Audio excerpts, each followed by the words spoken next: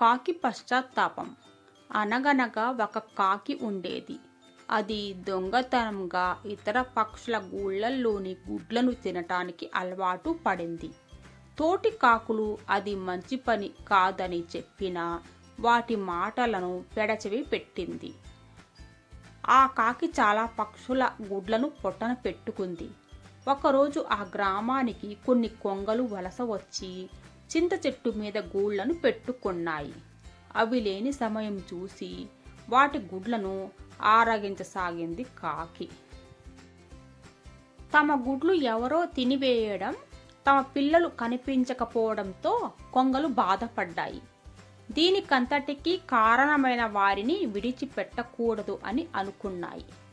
ఇదంతా చేస్తున్నది ఒక కాకి అని ఉడత ద్వారా తెలుసుకున్నాయి అవి. అవకాశం కోసం ఎదురు చూస్తున్న కొంగలు కాకి గూడు కట్టి గుడ్లు పెట్టడం చూశాయి. కాకి లేని సమయంలో గూటితో సహా గుడ్లను మాయం చేశాయి.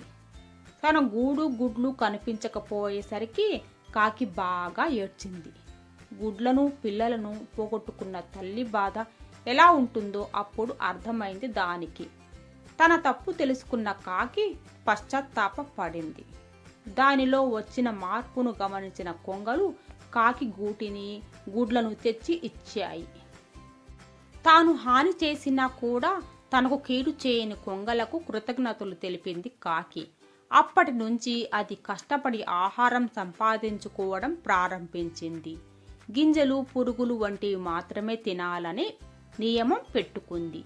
ఈ కథ నచ్చితే వీడియోకి లైక్ అండ్ షేర్ చేయండి, సబ్స్క్రైబ్ చేసుకోండి. Thanks for watching.